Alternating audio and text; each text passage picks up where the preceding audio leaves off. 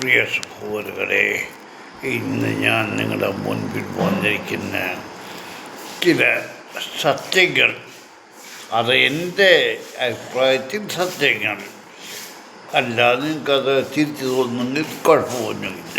അതായത് നമ്മുടെ ഒരു ക്രിസ്ത്യാനിയാണെങ്കിൽ ബൈബിൾ വായിച്ചിട്ടുണ്ടായിരിക്കും. നമ്മൾ ഈ ലോക ജീവിതം, അതായത് അടുത്ത ക്രിസ്തുവിൻ്റെ വരവെങ്കിൽ നമ്മൾ ക്രിസ്തുവിൻ്റെ മുമ്പിൽ മരിച്ചു പോയവരും എല്ലാവരും അവിടെ തിരിച്ച് രൂപം വീണ്ടെടുത്ത് ക്രിസ്തുവിൻ്റെ മുമ്പിൽ ഹാജരാകുന്നതിന് ന്യായവിധിക്ക് വേണ്ടിയിട്ട്. അപ്പോൾ അവിടെ ഒരു പുസ്തകം തുറക്കും എന്നൊക്കെ പറയുന്നുണ്ട്. ആ പുസ്തകം എന്താണ്, അതാരെഴുതിയതാണ്, അതെവിടെ നിന്നുണ്ടായി, അതിനെക്കുറിച്ചാണ് ഇന്ന് ഞാൻ പറയാൻ പോകുന്നത്.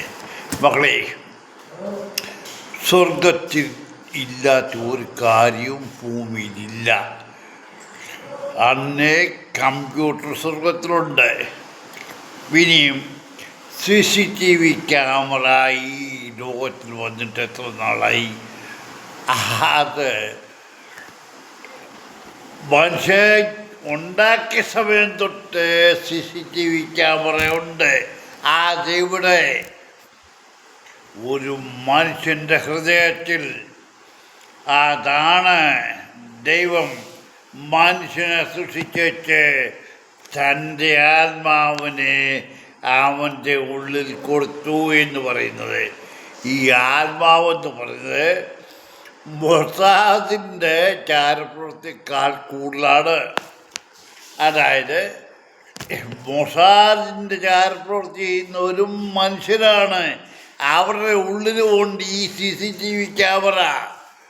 ഇന്ന് ചുരുക്കത്തിൽ പറയാമല്ലോ, നമ്മൾ വിചാരിക്കും ഞാൻ ഇങ്ങോട്ട് പോകുന്നു, ആരും കണ്ടില്ല. ശരിയാ, പക്ഷെങ്കിൽ നമ്മുടെ ഉള്ളിലുള്ള ആ ക്യാമറ ഇല്ലാതെ പറഞ്ഞിട്ടുണ്ട്. അത് ഉടനെ തന്നെ അവിടെ എത്തും മറ്റിടത്ത്. നമ്മൾ വല്ലതും ചിന്തിക്കുന്നുണ്ടോ? ഇല്ല. ഇന്നത്തെ മതമേലധ്യക്ഷന്മാരും കള്ളത്തായോടികളും എല്ലാം ചിന്തിക്കുന്നത് ഞങ്ങൾ ചെയ്യുന്നത് ആരും കാണുന്നില്ല. ഞങ്ങൾ എന്താണ് ചെയ്യുന്നത് അത് എല്ലാ വിശ്വാസികൾ വിശ്വസിക്കുന്നുണ്ട്. അവരെ നേടിയാൽ മതി, നല്ല കാര്യം. എന്നാൽ മക്കളെ, നിങ്ങൾ ആരും രക്ഷപ്പെടത്തില്ല. എടാ, നിന്റെ ഉള്ളിൽ കൊണ്ടുള്ള ക്യാമറ നീ അരമനയിലല്ല കാറിനകത്ത് കൂതാശ ചെയ്താലും ആ ക്യാമറ നിന്റെ ഉള്ളിലെടുത്തുള്ള കാലം നീ രക്ഷപ്പെടത്തില്ല. ഞാനിപ്പം പറഞ്ഞു ഇത്രയേ ഉള്ളൂ. മക്കളെ, ഇന്ന് നമ്മൾ ചിന്തിക്കുന്നില്ല നമ്മൾ എന്ത് ചെയ്യുന്നു എന്നുള്ളത്. പക്ഷെങ്കിൽ നാളെ പശ്ചാത്തപിക്കേണ്ടി വരും. കാരണം നാളെ എന്ന് പറഞ്ഞാൽ നമ്മളിന്ന് ഏത് വിധേനയും ആരെ വഞ്ചിച്ചും കൊന്നും എന്ത് വേണം ചെയ്തും പണം സമ്പാദിക്കും. പണമാണല്ലോ ആവശ്യം. പണം സമ്പാദിക്കും. കൂടുതലായിട്ട് അതിക്കൂടെ കാണിച്ച് കള്ളക്ക വിധത്തിൽ പണം സമ്പാദിക്കുന്നവർക്ക് രാത്രി ഉറക്കം വരത്തില്ല. അത് പോട്ടെ, എന്നാലും അവരുറങ്ങും. സമാധാനമുണ്ട്, എൻ്റെ ഈ കാശുണ്ട്. പക്ഷേങ്കിൽ ഈ കാശ് എവിടെ പ്രയോജനപ്പെടും? നീ എന്തെല്ലാം ചെയ്തെന്നുള്ള നിൻ്റെ ഉള്ളിലുള്ള ക്യാമറ റെക്കോർഡ് ചെയ്തുകൊണ്ടിരിക്കുക. അതവിടെ രേഖപ്പെടുത്തിക്കൊണ്ടിരിക്കുക അതാത് സമയത്ത്. മക്കളെ, നിങ്ങൾ ആരും രക്ഷപ്പെടുന്നത് നോക്കണ്ട.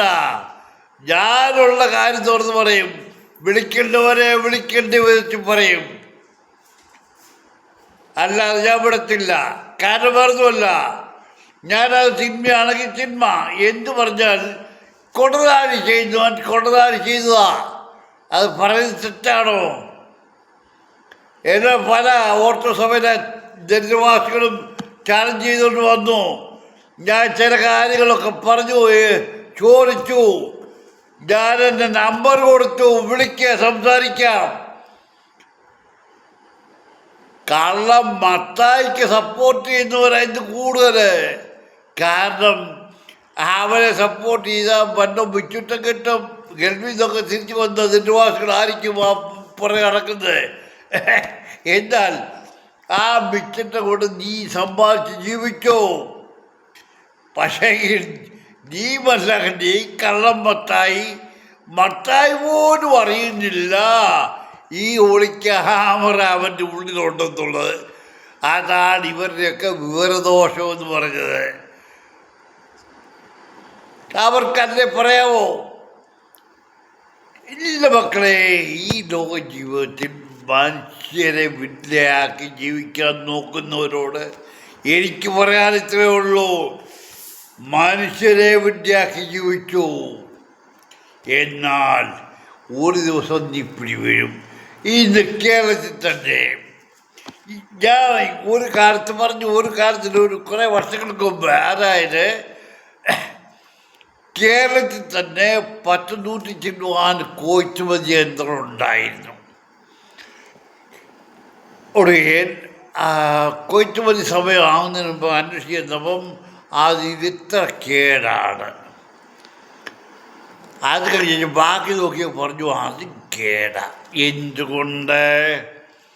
ഈ കൊയ്ത്തുമതി യന്ത്രം മേടിച്ച ഗവൺമെൻറ്റിന് അത് സൂക്ഷിക്കുന്നിടത്ത് ഒരു മെക്കാനിക്കെങ്കിലും ഉദ്യോഗത്തിൽ എത്തിയിട്ടുണ്ടായിരിക്കുമല്ലോ.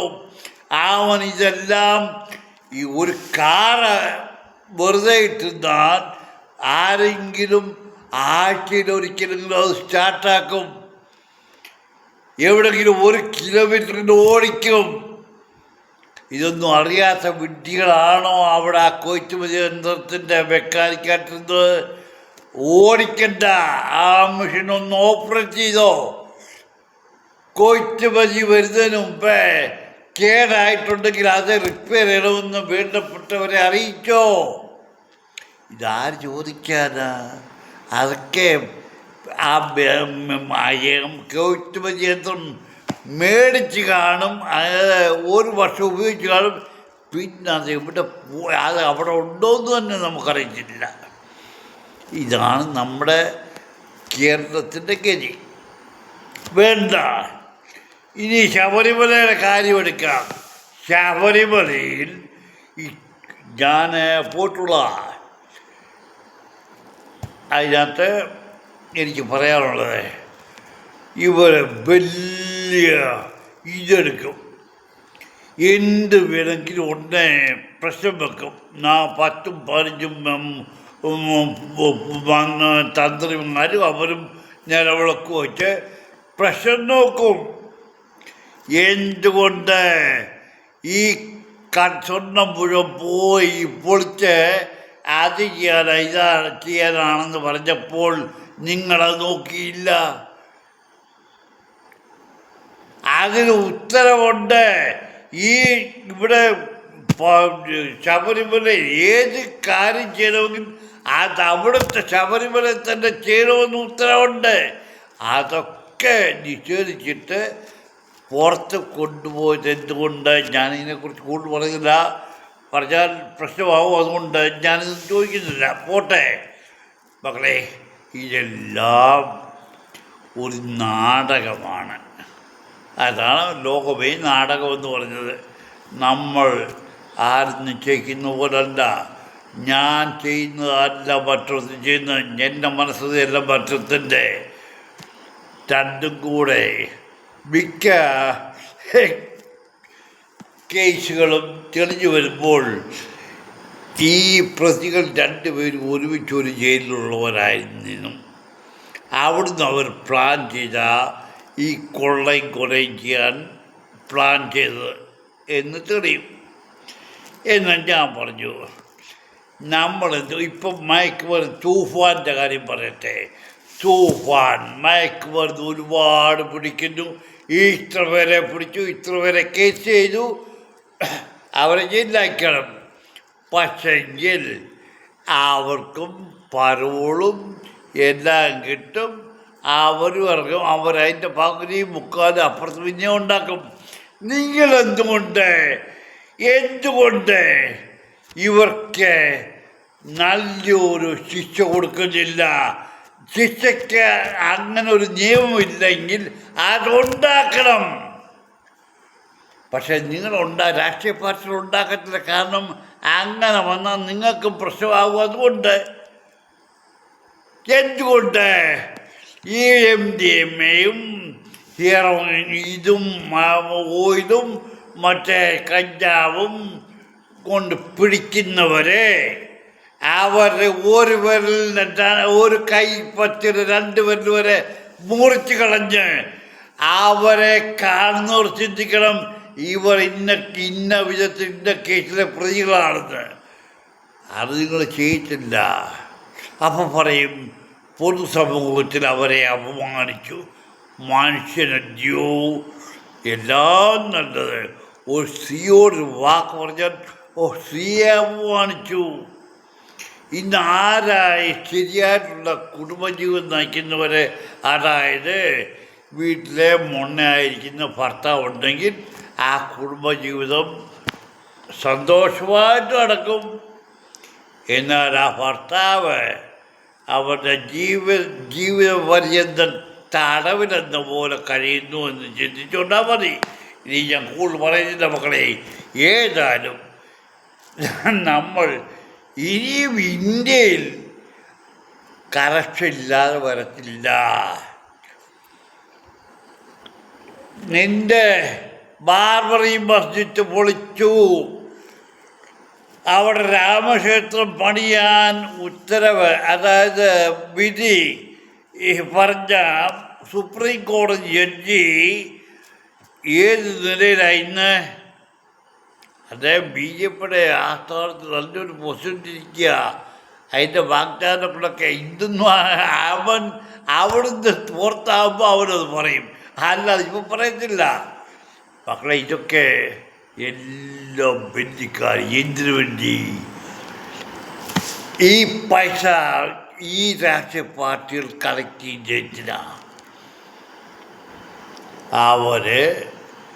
അവരുടെ പാർട്ടിയുടെ ചെലവിന്, അത് അവരുടെ സുഖജീവിതത്തിന് അങ്ങോട്ടും ഇങ്ങോട്ടും പോയി പാർട്ടി പരിപാടി നടത്തുക. അല്ലാതെ അവിടെ ഇവിടെയും തങ്ങളുടെ പുറകെ വരുന്ന ചിങ്കിടികൾക്ക് 10 രൂപ കൊടുത്ത് അവരെ കൊണ്ടോരോ കാര്യം ചെയ്യിക്കാനായിട്ട്. മറ്റ് പാർട്ടി ഞാൻ പറഞ്ഞത് കോൺഗ്രസ് കാര്യമായി ഇപ്പം പറഞ്ഞത്. മറ്റേ പാർട്ടികളെ കുറിച്ച് പറഞ്ഞത് അത് പറയാൻ ഒരുപാടുണ്ട്. ഞാൻ പറഞ്ഞുതരാം. ഡൽഹിയിൽ ബ്രിജ് ഭൂഷണെതിരെ പരാതി കൊടുത്തു ഗൂസ്തിക്കാരി പെണ്ണുങ്ങൾ. അവരെ ലൈംഗികമായി പീഡിപ്പിച്ചെന്നും അങ്ങനെ ഇങ്ങനെയെന്നും പറഞ്ഞ് അവരെത്രയോ പേർ സമരം ചെയ്തു. എന്നിട്ട് ബ്രിജ് ഭൂഷൺ മാറ്റിയോ? എവിടെ? ഈ റെസിഡൻസ് അസോസിയേഷൻ്റെ ഓഫീസറാ ബ്രിജ് ഭൂഷൻ്റെ വീട്ടിൽ. എന്നിട്ട് ഓടുകയും ബ്രിജ് ഭൂഷൺ മാറ്റി. എന്നിട്ട് ആരെ നിയമിച്ചത്? അതിനേക്കാൾ കേമനായ ബ്രിജ് ഭൂഷൻ്റെ അച്ഛനെ ഇപ്പം വീണ്ടും ബ്രിജ് ഭൂഷണെ ആക്കി ഞാൻ കേട്ടു. മക്കളെ, ഇതാ നമ്മൾ ഇനി ഒന്നും നോക്കാനില്ല. ഒരു സമാധാനമോ സന്തോഷമോ, നമ്മൾ ജോലി ചെയ്ത് കാശുണ്ടാക്കി ജീവിക്കാമെന്നോ ചിന്തിക്കണ്ട. എവിടെയെങ്കിലും ഒരു കൂടുതൽ പട്ടിണിയാണേലും കിടന്ന് ദൈവത്തെ വിളിച്ച് മരിക്കുക, അല്ലാതെ ഇനിയും വേറെ വഴിയൊന്നും ഇന്ത്യയിലില്ല.